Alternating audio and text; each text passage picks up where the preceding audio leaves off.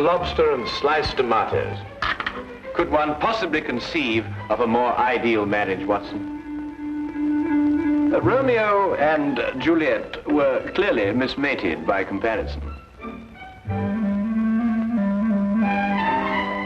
Oh, Watson, aren't you going to join me?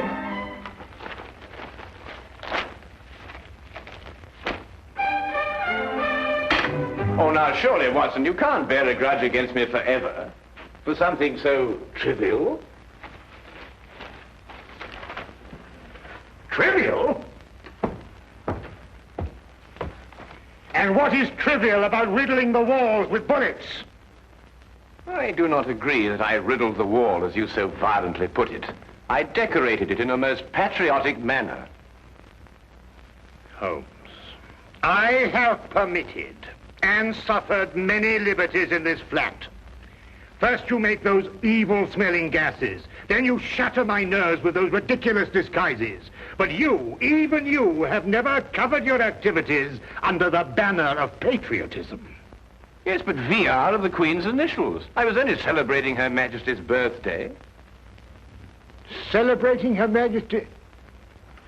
Still, that's no excuse. Well, perhaps I was a little overzealous, but you can't very well blame a man for that. Nevertheless... All right, Watson, I solemnly promise never to do it again.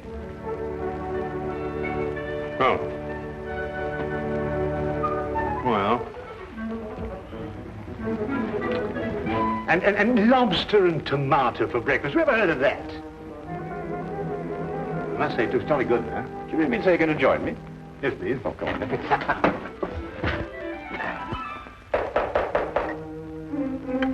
That's strange. I didn't expect her until noon. She must have caught the midnight train. Oh. You'll meet her in a minute. Oh. Now, I wouldn't want her to feel that she was intruding.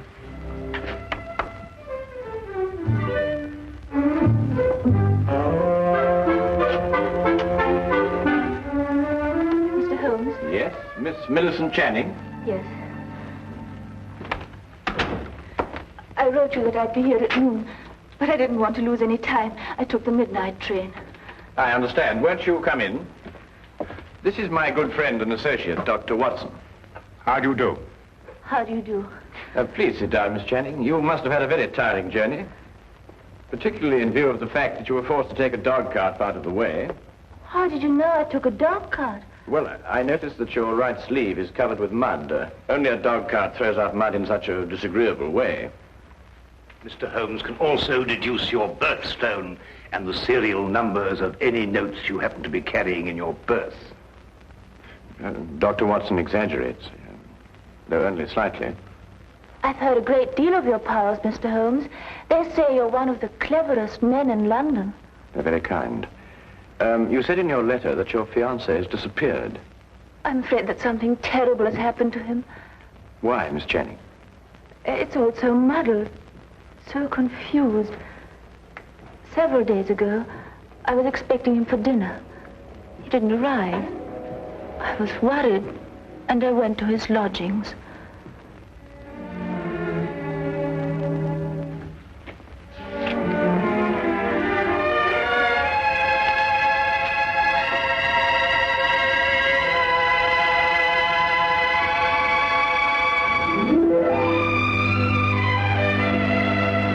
Millicent. They say of Mom it won't come to the mountain. Good heavens, we had a dinner date. At 8 o'clock. Oh, you must forgive me. I've been so deep in this, it completely slipped my mind. Millicent, how would you like to marry a full professor of English history at London University? I'd much rather marry you, John. I mean me. Then, are you serious? You still have 3 years before you can become a professor. It can happen in a month. Next week, perhaps.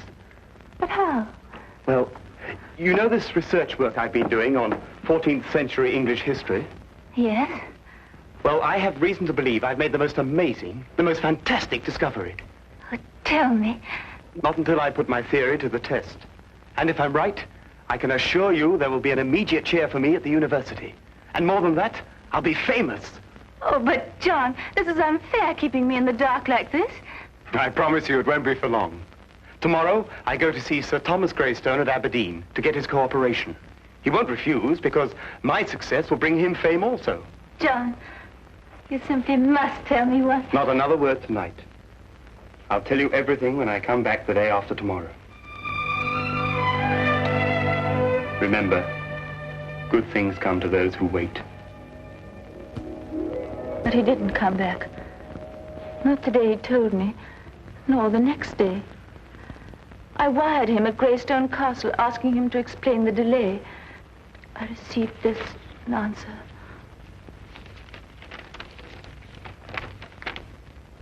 John Cartwright, unknown here. Signed, Greystone. I didn't know what to make of it, Mr. Holmes. Finally, I decided to go up to Aberdeen and talk to Sir Thomas Greystone himself.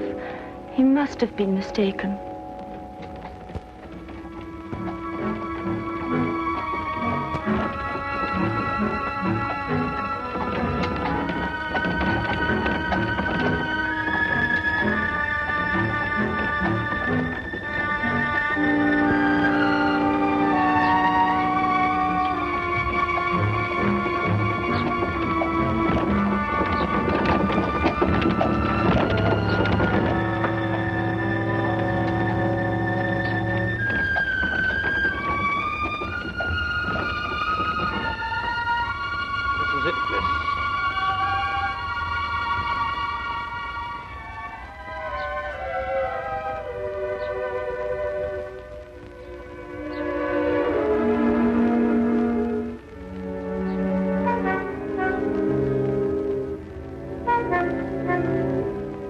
Certainly don't envy you, miss. Why? Is something wrong? Let's say something isn't right. Ever since the Greystones came upon hard times, they become a strange, mysterious pair. Hardly anyone ever comes to see them, and those that do don't waste any time there. If I were you, miss, I'd wait until it's light before I went up. I don't have the time to spare. I'm sure I'll be all right. Suit yourself, miss. Get out.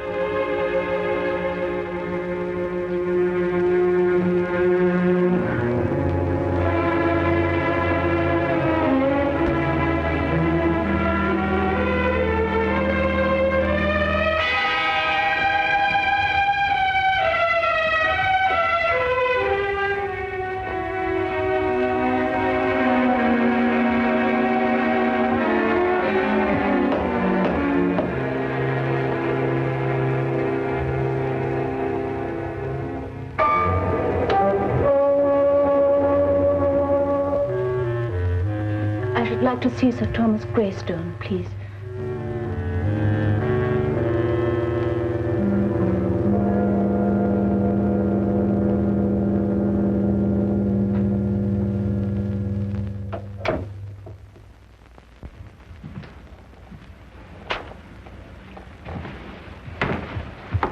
My name is Miss Channing. Would you please tell him that... Miss Channing, is it? The lady who sent the telegram? Yes. I hope you don't think me foolish coming here in this way, Sir Thomas. Walter Greystone is my name. Sir Thomas is my father. If you've come to make further inquiries about your Mr. Cartwright, yes, I'd say you were foolish. We've absolutely no knowledge of the gentleman. But I can't understand it. He told me he was coming here to speak to Sir Thomas. About what? About a discovery he made while doing some historical research. He said it was to have brought fame to him and Sir Thomas both. I can assure you, Miss Channing, no one of that nature has been here. No one. But I know he took the 6:10 train on Tuesday. I saw him off. The 6:10 train makes a dozen stops along the way. He could have got off at any one of them. But why? I've no idea, miss. I'm sorry. I'm upset. You see, he's my fiance. I quite understand, but there's nothing we can do. I'm sorry to have troubled you. One moment, miss. That telegram I sent you cost 2 shillings. I'll thank you to reimburse me. Father! Be quiet. I'm not a charitable institution. Are you Sir Thomas Greystone? I am. You didn't say you were. I didn't say I wasn't. 2 shillings, if you please. Thank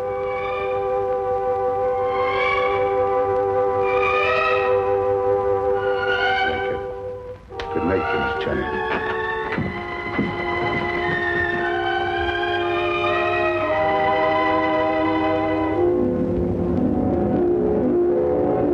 Whatever else I felt about the Greystones, I didn't believe they'd lied to me.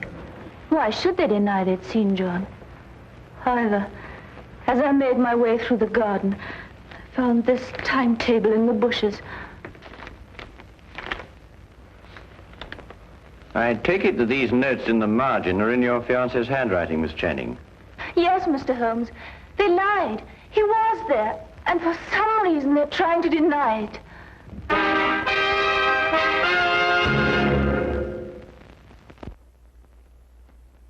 He had evidently asked directions to the castle and jotted them down in the margin. Well, it's perfectly evident the Greystones are lying, but why? Here's somebody offering them a chance of fame, they refuse it. There are other considerations more imperative than fame, Watson. Well, what other considerations, for example? That is our problem. You will help me, Mr. Holmes. I'll do my best, Miss Channing. Oh, Watson, the 14th century contained the reigns of what kings? Wait a minute, 14th century? There were some Henrys, and Richard II, of course. Richard II. He was executed, wasn't he? Yes, at Pontefract Castle, September the 21st, 1300 and... Miss Channing, I would appreciate your taking me to your fiancé's flat. To his flat? But why not to Greystone Castle? Well, I would rather not go there unarmed. Why not? We've both got revolvers. I am referring, Watson, to information that may have led to the disappearance of Miss Channing's fiancé.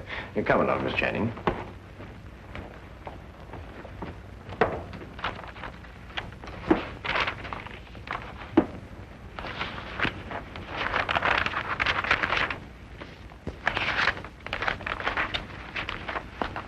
Well, I can't find anything there. Perhaps you'd have a look, Watson. Oh, thank you, Miss Channing. Thank you.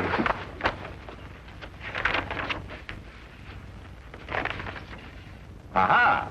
So this is what Cartwright found so exciting. What is it, Holmes? Well, he certainly deserves his professorship if he understood this. Listen. This pledge unto Richard, I, Richard, do make.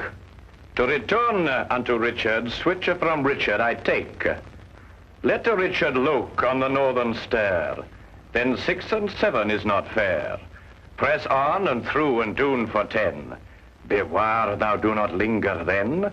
If thou art in and wist ye moot get out, smite eke the lion upon the snout. Meter and rhyme, perfect. Oh, what's it mean? Well, it's simple enough, Watson. Look here, Holmes, sometimes I think you'd say that a trip to the moon on an umbrella is simple. Yeah. Well, analyze it piece by piece. The first part is nothing more than a receipt. A receipt? Certainly. This pledge unto Richard, I, Richard, do make, to return unto Richard such things as I from Richard take. Well, apparently Richard had entrusted his possessions to a loyal friend, and he had received his promise that they'd be returned. Yes, I see that. The rest of the inscription merely tells him how he may get his possessions back. Hence, let Richard look upon the northern star. A sort of map, so to speak. Quite so. Well, but what's all this got to do with Cartwright's disappearance?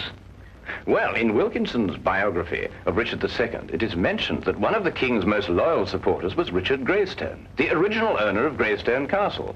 Cartwright must have had the idea that Richard had left his possessions with him. So he went up there to prove it? Yes. But that still doesn't answer why John hasn't come back.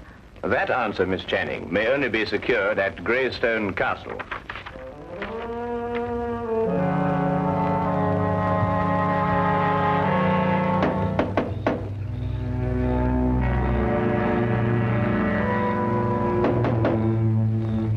Strange, there appears to be no one here.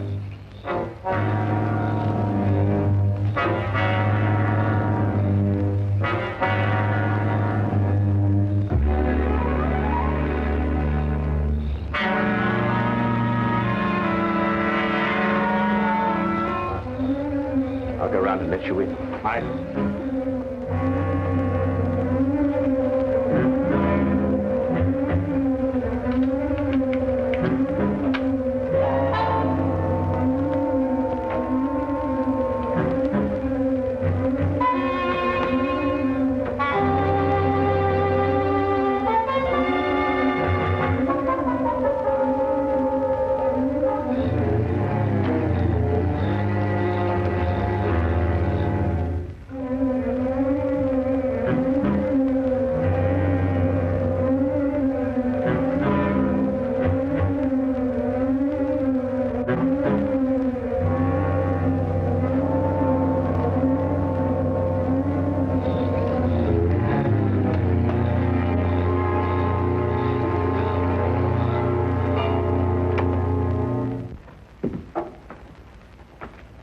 Come along and keep close behind me.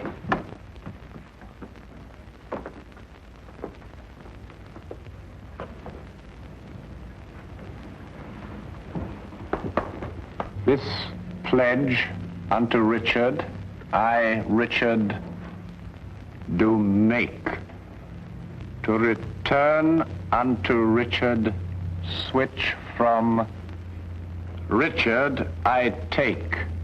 The lower half appears to have been destroyed by fire. Then there's every chance that King Richard's possessions may not yet have been found. No, they haven't.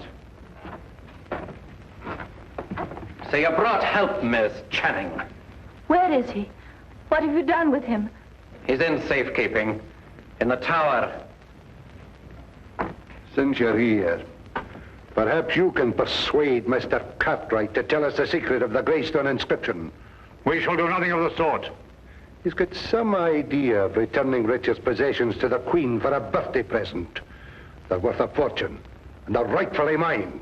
They rightfully belong to the crown. We won't argue rights and wrongs. Weigh this well. If you can't persuade Mr. Cartwright to talk, then not one of you will leave this room alive. In that case, I will not hang my fate on another man's decision. I'll lead you to King Richard's possessions myself. Holmes! Why be killed over a museum piece, Watson? Let's re-examine the pledge. This pledge unto Richard, I, Richard, do make, to return unto Richard the such as from Richard I take. We can understand that much without your help. Go on. The meaning is perfectly clear. Whatever treasure may be hidden here belongs to the royal family and to nobody else. Let Richard look on the northern star. Well, that gives us the direction. Does it? One can look at the North Star from any point in this hemisphere. Your ancestor knew that. He said, let Richard look. And he meant this Richard.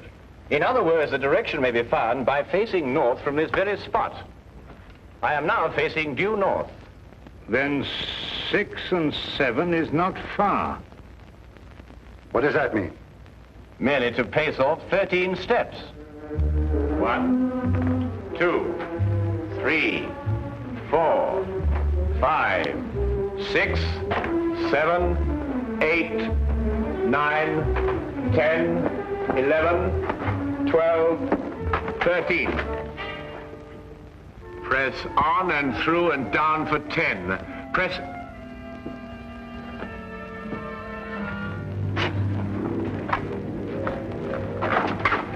Stairs! Through and down for 10. 1, 2, 3, 4, 5, 6, 7, 8, 9, 10.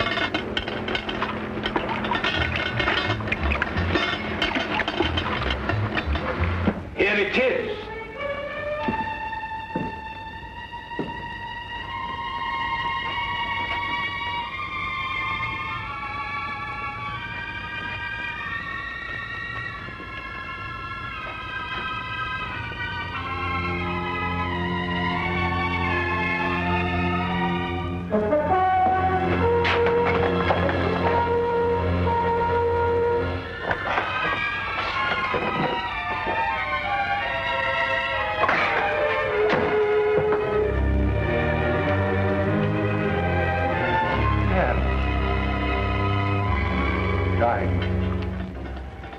Rubies. Pearls, at last. I've been waiting for this moment for years.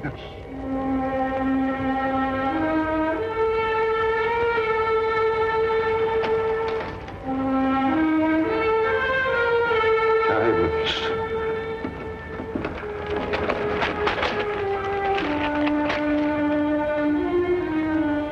Rubies. And now, if we may go. I'm afraid I can't let you go. But you promised. You take us for fools, you go straight to the authorities. I plan to enjoy this wealth. I don't see how, with or without us.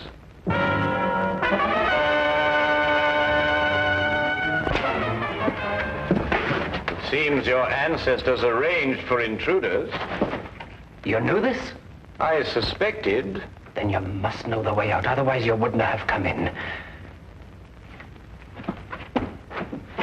Tell me at once, man, or I'll shoot you down where you stand.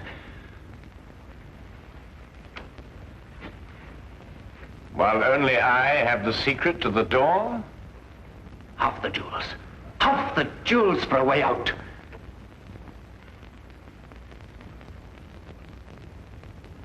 All of them. Show us how to get out, and we'll let you take them all. No. No, they're mine. Not one. Not a single gold piece. Are you daft, man? You want to rot here forever?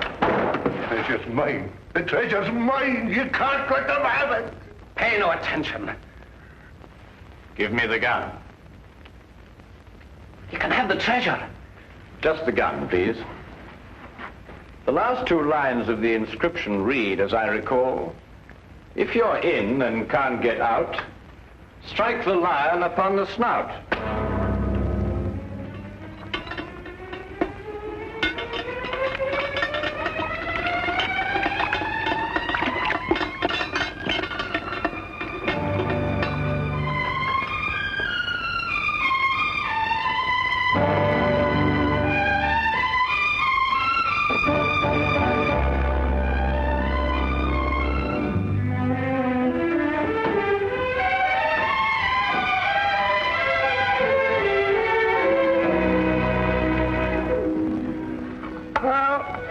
Couldn't be better. The Greystones are in prison, the Cartwrights are together again, and you and I are feasting on cold lobster and tomatoes. Well, I have a sense of well-being. Haven't you the slightest twinge of conscience, Watson? Conscience? No, why? Well, I noticed the gold piece on your watch chain. You filched it from the treasure room. Filched it? Certainly not. I made an application for it from the ministry. Oh, did you? Well, that was very enterprising of you, Watson. Yes. Why don't you do the same thing, Holmes? After all, don't you want a souvenir? I have one. Oh, that.